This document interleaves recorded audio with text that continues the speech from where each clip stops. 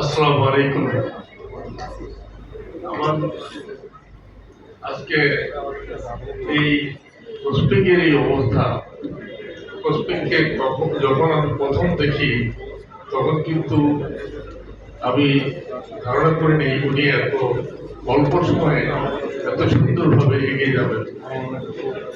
ওনার এগিয়ে যাওয়াটা আসলে ওনার সততা, ওনার কর্মদক্ষতা, ওনার জীবনে আমার মনে হয় না কাউকে চিট করেছেন, আমি জানি না। কারণ আমি আজকে একটা চরম সত্য কথা বলতে হয়। আমি 2014 সালে আমি লন্ডনে ঘরে বসেছিলাম। ওখানে আসে দেখি আমার বড় ভাই ওনার ফ্ল্যাটটা এই ভদ্রের কাছে বিক্রি করছে। যে কিছু করবো এগ্রিমেন্ট দেখলাম আমার পছন্দ হলো, কারণ আমি থেকে ভয়ের মানুষ। ভদ্রকে একটু দেখা দরকার। কোন বাসায় গেলাম, সত্যি আমি অভিভূত হয়ে গেছি। উনি প্রথম দেখাই আমাকে যেভাবে গ্রহণ করলেন, তখন আমি বুঝলাম যে না, is a very nice man, very nice man. এরপরে আমি ওনার সাথে গেলাম ওমরা করতে।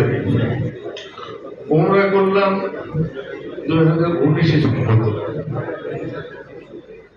তখন ওমরা করতে গিয়ে দেখলাম ওনার যে সেটিং, সে সেটিংটা একটু গড় পড়ছিল। আমি এসে ওনাকে আর কিছু বললাম না। পরের বার যখন হজে গেলাম, আমি অভিভূত হয়ে গেলাম, এত চেঞ্জ উনি করেছেন যাতে হাজি সাহেবদের কোনো কষ্ট না হয়।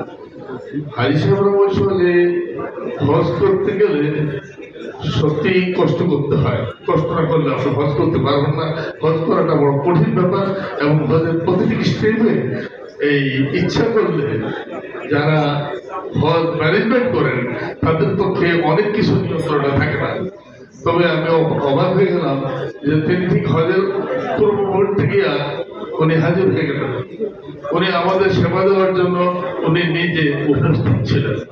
ওনার একটা ছোট ভাই ছিল, অক্লান্ত পরিশ্রম করেছে, যা না দেখলে বোঝা যাবে। ওনার আত্মীয় স্বজন, ওনার যারা কাজ করেছেন তারা। তবে আমি এই মুহূর্তে আপনাকে একটা জিনিস বলতে হয়, আমি আসলে অ্যাক্সিডেন্টালি এইবার ওনার সাথে হজ করতে গেছিলাম। অ্যাক্সিডেন্টালি এই জন্য বললাম, আমি এক জায়গায় এনরোলমেন্ট করছিলাম, সেখানে ওনারা আমাকে 6,500 মিটার দূরে রাখলো, মানে 6.5 কিলোমিটার দূরে। আমি দেখলাম আমি যাচ্ছি হজে, আর আমি যদি কাবার পাশে না থাকতে পারি, কাবা ঘরের কাছে না থাকতে পারি, তাহলে আমার উদ্দেশ্য তো হলো আবাদত করা। আর আমি যদি আবাদতই করতে না পারলাম, তাহলে 6.5 কিলোমিটার দূর থেকে কি হজ করবো? আমি ওদের সাথে ডিফার করলাম যে ভাই, আমি আপনাদের সাথে যেতে পারবো না। তখন আমার সমস্ত কিছু বন্ধ হয়ে গেল, ট্রান্সফার করা বন্ধ হয়ে গেল, সবকিছু। আমি এজেন্সির থেকে আগে যাবো সেই সুযোগও নাই। তখন আমি চিন্তা করলাম যে কি করি। তখন আমি আমার এক বন্ধুর সাথে কথা বললাম, উনি এক পথ দেখাইল। আরেকজনের সাথে দেখা করলাম, উনি আরেক পথ দেখাইল। আরেকজনের সাথে কথা বললাম। মোটামুটি ধরার পরিচিত অনেক আছে, যেহেতু আমি সেগুনগিরি এলাকায় থাকি, অনেকেই ওনারা এখানে আছেন। শেষ পর্যন্ত শাহিন সাহেব বললাম যে ভাই, আমি তো এই বিপদে বসছি। কোনো বিপদ নাই। আমি যে খুব বলেন কি, আপনি হজে যাবেন, এইটি হলো বড় কথা। কিভাবে যাবেন সেটা আমার দায়িত্ব। আমি তখন বললাম যে কি করি, তাইলে ওই টাকাটা উঠিয়ে নিয়ে আসেন। আমাদের কাছে টাকা নিয়ে আসলাম। এসে আমি বললাম যে কি করি, তাহলে আপনি এখানে জমা দিলাম। আলহামদুলিল্লাহ, আমি খুব সুন্দরভাবে হজ করলাম, এবং আমি আসা পর্যন্ত উনি আগে চলে আসছেন। ওনার ছোট ভাইটা অত্যন্ত অক্লান্ত পরিশ্রম করেছেন আমার জন্য। আমি ওখান থেকে আমেরিকাতে ফ্লাই করছিলাম। আমি আসা পর্যন্ত ওনার ছোট ভাই আমার সাথে মদিনায় করে গেল। আমার বললো ভাই, আপনারা আমি প্লেনে না উঠিয়ে দিয়া আমি যাবো না, আমার বড় ভাইয়ের নির্দেশ আছে, আপনাকে প্লেনে তুলে দিয়ে তারপরে যাও। তারপরে সে চলে গেল।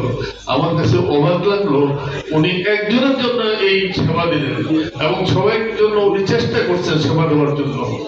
আমি অত্যন্ত ধন্যবাদ। আমি নুরুল আলম সাহেব ছোট, এবং উনি আর আমি একই এলাকার লোক। উনিও চাঁদপুর, আমি চাঁদপুর, ওনার বাড়ি ফরিদগঞ্জে, আমার বাড়ি হাকিগঞ্জে। কিন্তু আমার কাছে খুব ভালো লাগছে ওনার কাজগুলো, এবং প্রত্যেককেই চেষ্টা করছেন। উনি, ওনার ভাই, ওনার স্টাফরা কাজ করছেন।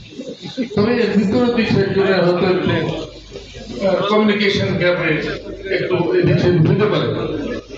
আমি আপনাদের অনুরোধ করবো যে আমি যদি ভবিষ্যতে আমার পরিচিত কেউ যায়, আমি বলবো যেন নুরুল আলম সাহেব, যিনি কসমিক কেয়ার ইন্টারন্যাশনাল মালিক, ওনার মাধ্যমে যদি হয়ে যায় সুন্দর হবে। কারণ উনি আর যাই হোক সেবা দেওয়ার চেষ্টা করেন, এবং যেইভাবে ওনারা আমাদেরকে প্রতি বারে খাওয়া, নাস্তা এবং বিভিন্ন জিনিসগুলো উনি সাপ্লাই দিয়েছেন, বড় কঠিন ব্যাপার। একটা লোক, দুটা লোকের পক্ষে সম্ভব না, এতগুলো লোকের সেবা করা আসলে খুব কঠিন ব্যাপার। যাই হোক, আমি নুরুল আলম সাহেবকে ধন্যবাদ জানাই, কৃতজ্ঞতা জানাই আমার এই জন্য যে আমি অত্যন্ত বিপদে পড়ছিলাম। আমি তার ধারণাই করছিলাম যে আমার মতো হজ হবে না, কিন্তু উনি হজ করার জন্য আমাকে একেবারে নিশ্চিত বললেন যে আপনার যা কিছু হোক আমি আপনার চিন্তা করতে হবে। এবং আমি দেখছি উনি সবকিছু করেছেন। আলহামদুলিল্লাহ, আলহামদুলিল্লাহ। আপনাদের সবাইকে ধন্যবাদ, আর ওনাকেও ধন্যবাদ। আমি আপনাদেরকে প্রতিষ্ঠার সালাম দিয়ে আমার বক্তব্য শেষ করলাম। আসসালামু আলাইকুম।